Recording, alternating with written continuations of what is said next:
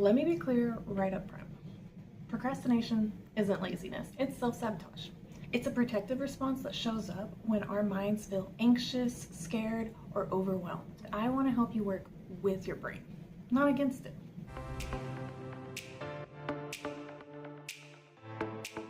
We procrastinate the things that we care about the most. So many people carry guilt for procrastinating. We label ourselves unmotivated, undisciplined, or behind. But procrastination is often your nervous system sounding an alarm. It shows up when we feel emotionally or mentally unsafe to move forward.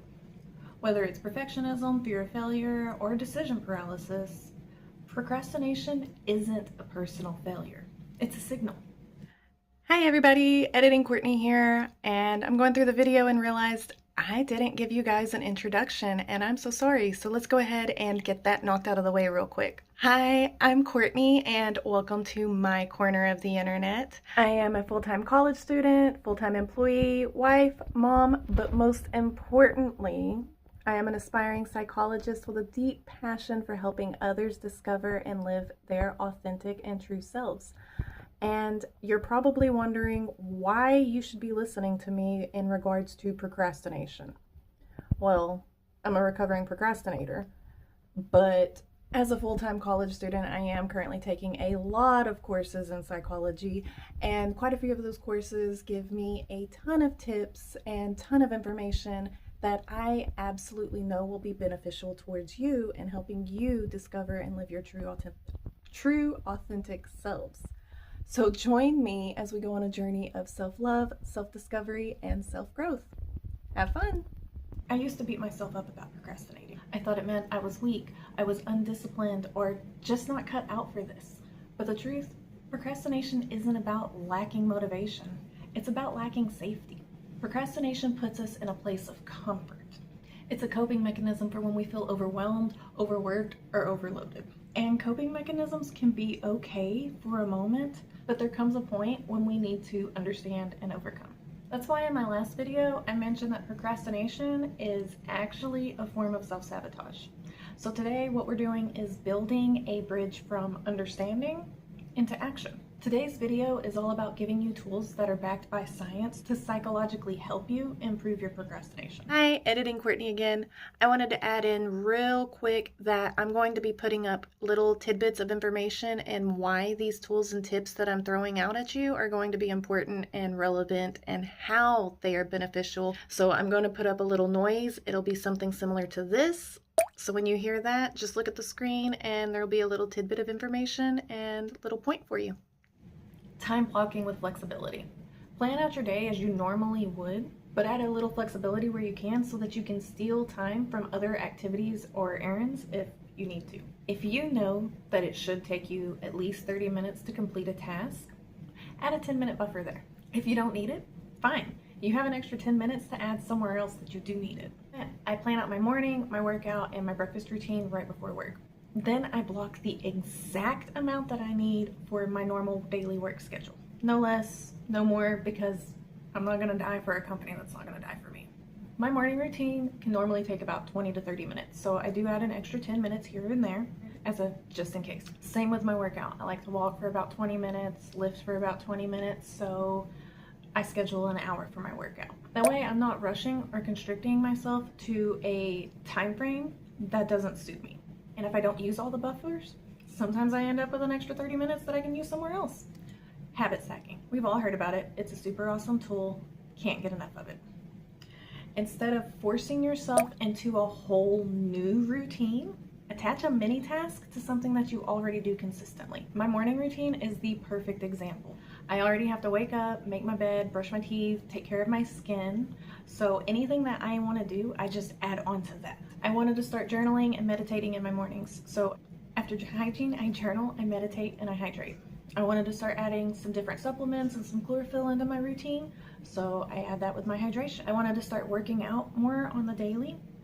And so now when I finish journaling, I go straight into my workout. I realized I was skipping meals and not getting enough nutrition on the daily. So now as soon as I'm finished working out, I make a smoothie and make my breakfast. My morning routine is literally just one big habit stack.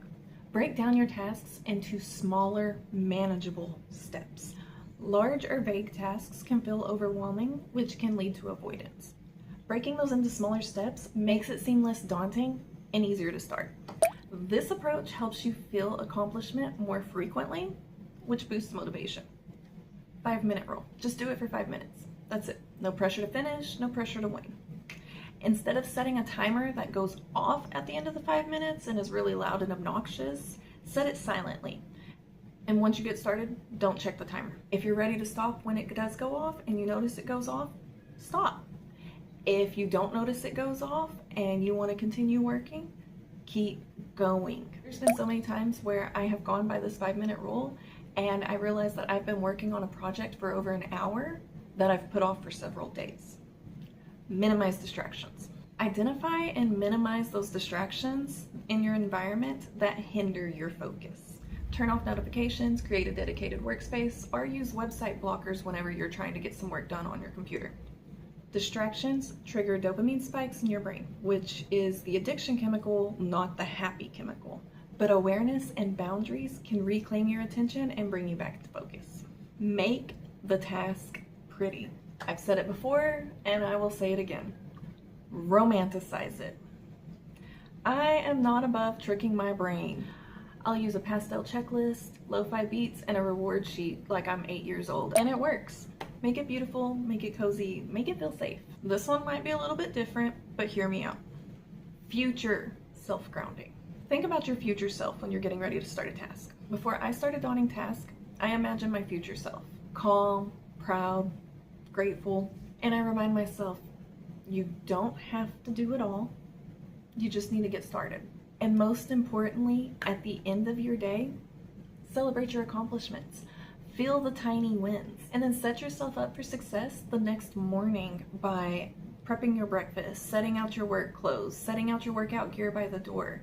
Believe me, your future self will thank you for setting yourself up for a productive morning. Reward your progress. Implementing a reward. What's that? You want to come in? You want to sit in the video? Okay. Say hi to Calista. They're not real, I promise. She thinks they're real. Implementing a reward system can reinforce productive behavior and help celebrate your progress. Rewards can be anything: a short break, a favorite snack, a moment of movement or joy. Your brain thrives on celebration. She is really trying to get these flowers over here. Set a goal and then set a reward for when you complete that goal. Bonus points if your reward is your distractor, like your phone or those video games that have been calling your name all day.